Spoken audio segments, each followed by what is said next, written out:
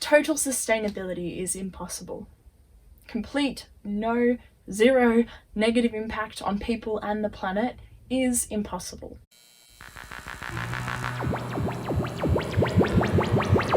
However, in saying that, we can make better choices.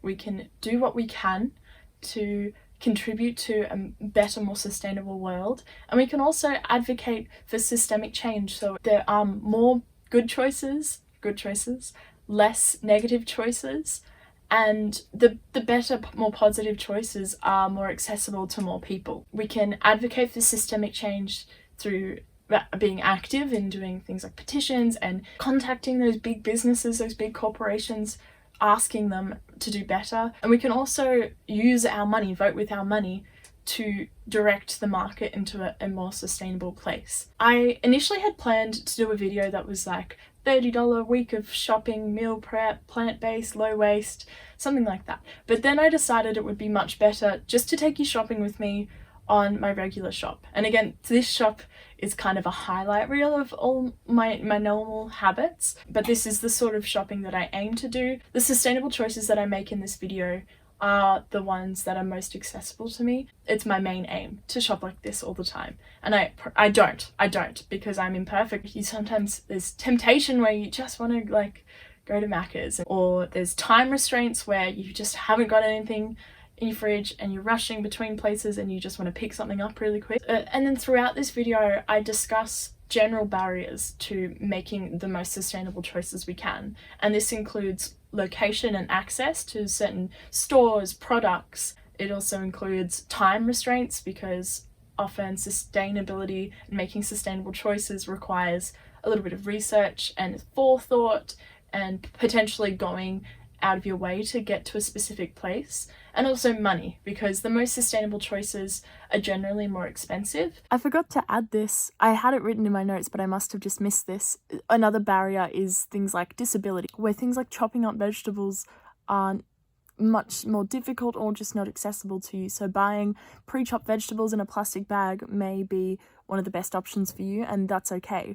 The point is that we should all do whatever we can due to our privileges or our access to contribute to sustainability, and also contribute to pushing demand for more sustainable products so that it's more accessible for more people. And for example, getting chopped veggies at a bulk store would be fantastic. That would be really great and make it more accessible for others. So that's an important thing to add as well. In this video where I take you shopping with me, I discuss throughout those barriers, and I also discuss tips, sustainable shopping tips that, depending on the context of your life and the barriers that you face, whether that's not much money, not much time, being in a rural location, or not having access to specific products or shops, there are a few tips in this video that are pretty widely accessible, so hopefully you can take at least one or two things from this video and incorporate them into your shopping habits. Because as the quote goes, you can't do all the good that the world needs, but the world needs all the good that you can do.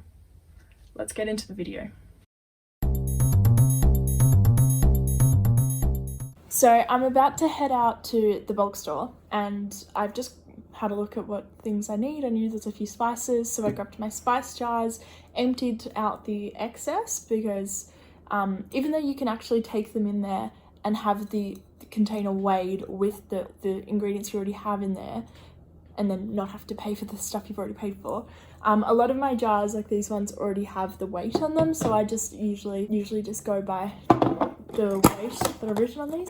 Today I'll be getting laundry powder, cumin seeds, garlic and onion powder, and some cinnamon sticks, because I use that all the time for chai. And you can literally use any containers. Ice cream container for my laundry powder. And I've just remembered I need an extra jar, because I'm going to get some Mexican spice mix and start buying that from the bulk store instead of in the plastic bags, which I normally do. I'm going to start buying that at the shops, at the bulk store. There's only a few things that I get at the bulk store because I'm a student and I'm a casual worker, so my budget isn't that high. But spices I find are quite good value for money at the bulk store, at least my local one, which actually has pretty good prices. That's something to take into consideration. Okay, so it took me about 5 minutes to grab my containers, empty a couple of them out, rinse a couple of them, put him in the car with my basket, my handy basket, which makes it really easy to go to the bulk store instead of having a bag where things are sort of jars are rolling around everywhere. That was a nice basket my mum got for me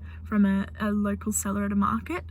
But it can just be like a box or something like that. You can just some sort of flat surface so you can sit your jars up without them knocking and rolling around. So that was pretty quick for me, but I just cook for myself pretty much. It's just me, and I'm also able to afford to buy things like spices in large amounts initially instead of having to go back for little bits as I get money. So it's easier for me to only do fewer shops at the bulk store. And another thing is I'm lucky enough to have a car and be able to drive a car, but if you have to catch public transport or if you rely on cycling, which is better for the environment, it's trickier to be able to haul around a basket full of jars to go to the bulk store. Yeah, so that's just another thing to take into consideration. But in saying all that, let's go to the bulk store.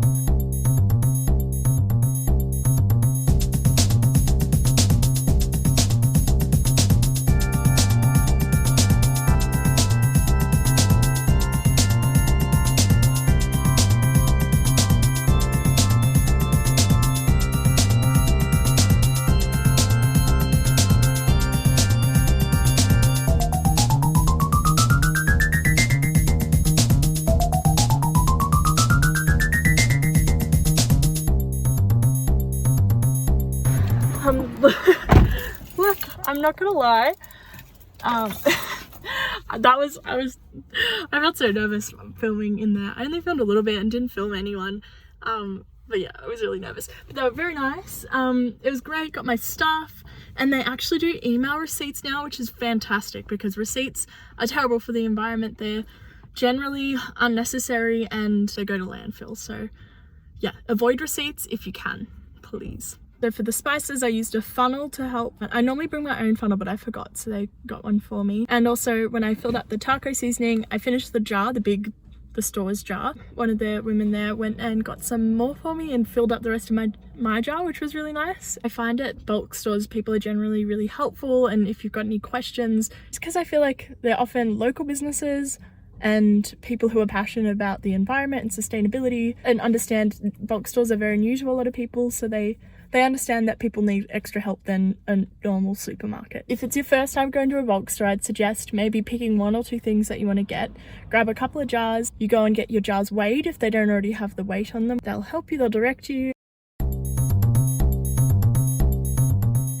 Now I'm headed to Aldi to get a few things. I'm getting things like canned goods and like flour, which is in a bag that you can recycle. I'm going to bring my own bags in, which is one thing that you can definitely do. And another thing I wanted to speak on about accessibility is that like Aldi, not everyone has access to an Aldi, and also bulk stores, they're very like main town city based things. Like I've never seen a bulk store in a regional town. So that's ignore that. I had coffee in my keep cup and I went to put the keep cup like behind because I needed to put a water bottle down in the front, and for some reason there was like a little bit of coffee left and it just splattered across my roof. I need to wash that off. The point of this video is to share the little things that I personally can do and have accessible to me that are better for the environment generally. Supporting businesses and products that are better, are one of the better options. So then the market steers towards those better options. If we stop buying things in plastic, if you can, then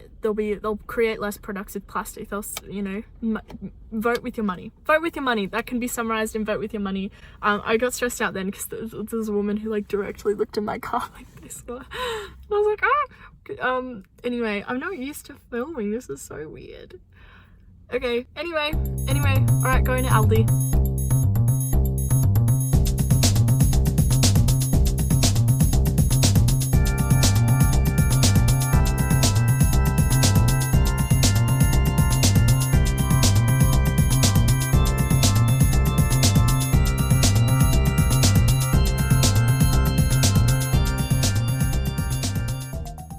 I just spent $7.55 at Aldi, and I'll put up on the screen what equivalent products would cost at Coles or Woolies because they are more accessible. But it's a pretty cheap, I got some pretty cheap ingredients.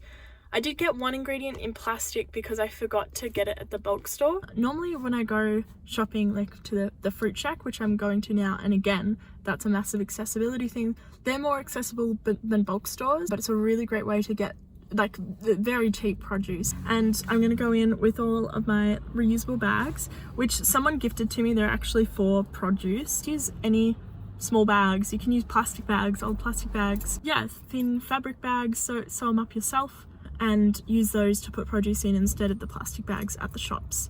Or alternatively, you could get some paper bags, which are slightly better than plastic, and try and reuse them as many times as you can. Normally I just go in and like see what kind of foods I'm feeling like, what kind of veggies are in season, so they're cheaper, whichever veggies are cheaper and that I feel like are what I usually go for. That's and that's probably the best way for your budget and for environmentally, because buying and eating foods that are in season is the best way to do it. Anyway, so heading into the fruit shack now.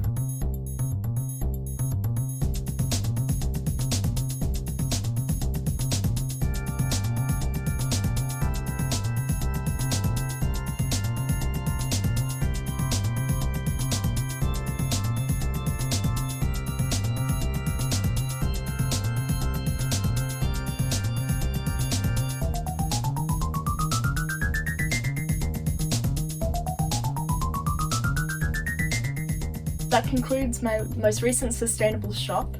Please stay tuned for the next video where I cook with all this food. All these small little choices that I incorporate and that you can incorporate contribute towards systemic change. But we can also contribute to systemic change in a more direct way. So in the link of this video, I'll put links to a few petitions that you can sign and some resources that you can check out. Creating that systemic change, demanding that large corporations do their best in terms of sustainability. Please don't be disheartened, because things can happen. I've just heard about a Coles somewhere in Melbourne that is zero waste. It's basically a bulk store Coles, which is phenomenal. I didn't know about that at the beginning of filming this video. But it just offers so much hope, because, well, me personally, I didn't think we'd see something like that for, I don't know, maybe another 5 or 10 years. And to see that that's already happening now, we already have a zero waste Coles mainstream supermarket, is just so motivating and inspiring, I suppose. Remember, take what you can from this video and leave what you can't. Keep in mind anything that you currently can't do, and potentially when the context of your life changes, your circumstances change, you can incorporate more sustainable choices. And sometimes you might have to let go of some, again, depending on your circumstances. Stay tuned for the next video. I'm very excited about it. I've already filmed most of it and it's pretty good. I made a really delicious chili. I really love that. Yeah, check out in the description the links to my social medias to see some extra content. I'll end with the same quote I started with, because it is a really important quote. You can't do all the good that the world needs, but the world needs all the good that you can do.